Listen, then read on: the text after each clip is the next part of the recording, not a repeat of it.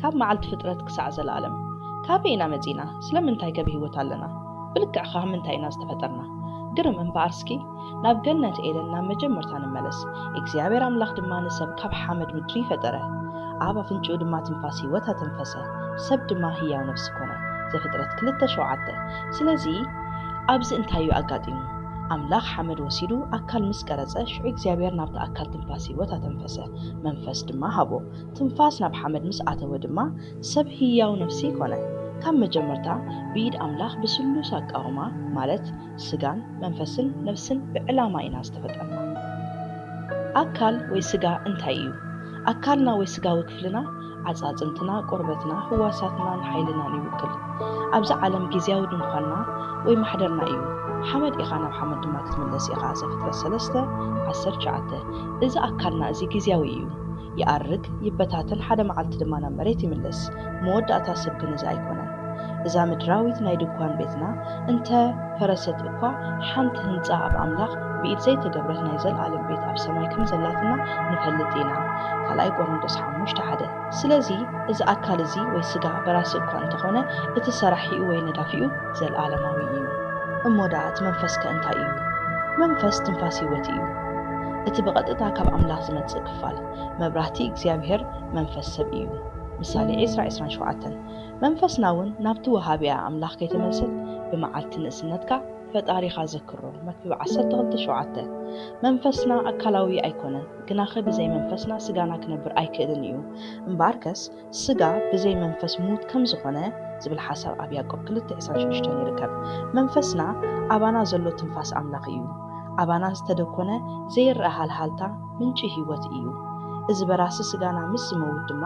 እታ መንፈስና ናብ ወሃብያ ትምለስ ነፍስኸ እንታይ እያ ነፍሲ ንዓኻ ወይ ንዓኺ ንስኻ ወይ ንስኺ እተብለና ክፋል እያ ሓሳባትና ስምዒታትና ስብእናና መንነትና እያ ሰብ ህያው ነፍሲ ኮነ ዘፍጥረት 2:7 ነፍሲ ዘለዓለማዊት እያ ከም ስጋ ኣይተኣርግን ወይ ከም መንፈስና ወሃብያ ኣይትምለስን ስፍራኣ ናብ ህይወት ወይ ናብ ፍርዲ እዩ ነፍስና ዘለዓለማዊ ስለ ዝኾነት ኣብዛ ዓለም ካብ ዝኾነ ነገር ንላዕሊ ዋጋ ኣለዋ ሰብ ኣብ ክንዲ ነፍሱ እንታይ ይህብ ማርቆስ 8:37 ቅድሚ ኢየሱስ ምምጽኡ ወይ ኣብ ብሉይ ኪዳን ነፍሲ ሰባት ድሕሪ ሞቶም ናብ ቤት ኸይድ ነይራ ኢየሱስ ባዕሉ ነዛ ሕቶ መሊሱላ ኣሎ ኣብ ሉቃስ 16 ብዛዕባ ሓደ ኣልዓዛር ዝተባህለ ድኻ ሰብኣይን ሓደ ሃብታም ሰብኣይን ኣዘንትዩ እቲ ድኻ ምስ ሞተ መላእኽቲ ናብ ሕቑፍ ኣብርሃም ወሰድዎ እቲ ሃብታም ከዓ ሞተ ተቐብረዎ ኣብ ሲኦል ኣብ ስቓይ ኮይኑ ዓይኑ ቋሕ ኣቢሉ ንኣብርሃም ኣብ ርሑቕ ንኣልዓዛር ከዓ ኣብ ሕቑፉ ረኣዩ ኣብ መንጎናን መንጎኹምን ዓብይ ጋግ ወይ ወሽመጥ ተገይሩ ኣሎ በሎ ሉቃስ 16:27 ስለዚ ቅድሚ ሞትን ትንሳኤን ክርስቶስ እኳ እንተኾነ ነፍሲ ወዲ ሰብ ዘይትመውትን ዘለዓለማዊትን ምዃና ይፈልጡ ነበሩ ቦትኦም እንተፈልየ እኳ እንተኾነ ማለት ነፍሳት እኩያት ብስቓይ ነፍሳት ጻድቃን ከዓ ናብ ዕረፍቲ ኩለን ነፍሳት ግና ዘለዓለማውያን እየን ኢየሱስ ነቲ ሓደ ካብቶም ምስኡ እተሰቕሉ ገበርቲ ክፉእ እንታይ ኢልዎ ኢየሱስ ኣብ መስቀል ክመውት ከሎ ሓደ ካብቶም ኣብ ጎኑ ዝነበሩ ገበነኛታት ተገልቢጡ ጎይታይ ኣብ መንግስትኻ ምስ ኣተኻ ዘክረኒ ይበሎ ኢየሱስ ድማ ብናይ ዘለዓለማዊ ምጽንናዕ ሎሚ ምሳይ ኣብ ገነት ከም እትኸውን ብሓቂ እብለካ ኣለኹ ኢሉ መለሰሉ ሉቃስ 23:43 እዛ ተስፋ እዚኣ ብኡ ንብኡ ኣብታ መዓልቲ ሎሚ እትፍጸም ዳኣ እምበር ዘይንጽርቲ መብዛዓ ኣይነበረትን ኣብታ ናይ መወዳእታ ትንፋስኡ እንትኾነ እቲ ገባሩ ክፉእ እምነቱ ኣብ ኢየሱስ ኣንቢሩ ድሓነ ኣብታ መዓልቲ እቲኣ ድማ ነፍሱ ናብ ገነት ናብ ህላወ እግዚአብሔር ድማ ኣተወት ሎሚ ነፍሲ ሰዓብቲ ክርስቶስ ወይ መእመን ምስ ሞቱ ናብ ቤት ኸይድ መጽሓፍ ቅዱስ ንጹር መልሲ ይህበና ኣብ ካልኣይ ቆሮንቶስ 5:8 ካብ ስጋ ጊዕዝና ምስ ጎይታ ከም እንነብር ጳውሎስ ደጊሙ ኣብ መልእኽቱ ናብ ሰብ ፊልጵ ከዓ ክፋኖ ምስ ክርስቶስ እውን ክነብር ሓረታ ኣለኒ ፊልጵ 1:23 እዚ ማለት ሓደ ክርስቲያን ምስ ሞተ ስጋ ናብ ሓመድ ይምለስ እታ መንፈስ ከዓ ናብ ኣምላኽ ናብ ወሃብያ ትኸይድ ነፍሲ ድማ ናብ ሓጎስ ህላወ ክርስቶስ ተኣቱ ደጊም መጸበይ ክፍሊ ኮነ ምድንጓይ የለን ነፍስና ብቐጥታ ብምሉእ ህያውነት ብምሉእ ንቕሓት ዘለዎ ብሰላም ናብ ህላወ ኣምላኽ እያ እተኣቱ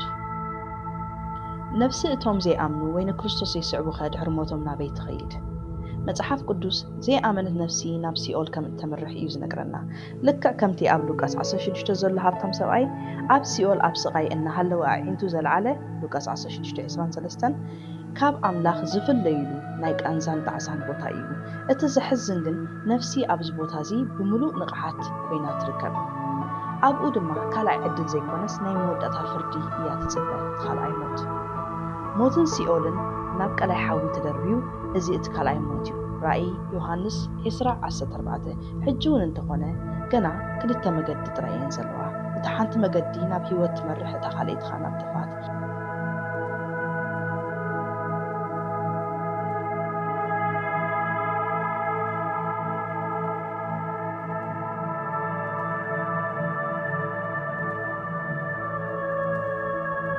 ስለዚ እዚ ንዓና እንታይ ማለት እዩ? ንዓና ንኣመንቲ ወይ ሰዓብቲ ክርስቶስ እዚ ማለት ኣዝዩ ድንቂ ዕላማ ሒዝና ከም ዝተፈጠርና ዘረጋግፀልና እዩ። ኩልና ኣካል ጥራይ ወይ ኣእምሮ ጥራይ ዘይኮናስ ውፅኢት ስጋን መንፈስን ህያው ነፍስን ኢና። ነፍሲ ወከፍ ክፋል ብፈጣሪና ዝተነድፈ ናይ ገዛ ርእሱ ተራ ኣለዎ። ስጋ ናብ ምድሪ ይምለስ፣ መንፈስ ድማ ናብ ወሃቢያ ክትምለስ እያ። ነፍስና ግን እቲ ሓቀኛ ቀንዲ ሕመረትና ንዘለኣለም ትነብር እያ። ዘለኣለማውያን ፍጡራት ኢና እሞ ሓደ መዓልቲ ድማ ኣብ ቅድሚት ህይወት ዝሃበና ደው ክንብል ኢና። ንሰብ ሓንሳብ ክመውት ተመዲቡ ኣሎ፣ ብድሕሪ እዚ ድማ ፍርዲ። ዕብራውያን 9:27 እምበኣርሲ ዘለኣለማውነት ነፍሲ ሕቶ ካብ ዘይኮነ እቲ እንኮ ሕቶ ኣበይ ከነሕልፎ ከም እንመርፅ ጥራይ እዩ። ንሓዘን ወይ ንፍርዲ ዘይኮነስ ምስቲ ብፍቕሪ ንርእሱ ዝሰርሓን ዘለኣለም ክንነብር እዩ። ንክርስቶስ ሕረ እቲ ምሉእ ብምሉእ ስጋን ነፍስን መንፈስን ገይሩ ዝነደፈካ ኣምላኽ ከኣኽብሮ። ስለቲ ብሉእ ስራሕ እዳው ንዘለኣለም ወድሶ ኣምላኽ ሓቂ ንስኻ በይንኻ ምዃንካ እቲ ዝለኣኽካዮ ኢየሱስ ክርስቶስ ክፈልጡ ናይ ዘለኣለም ህይወት እዚኣ እያ። ዮሃንስ 17:3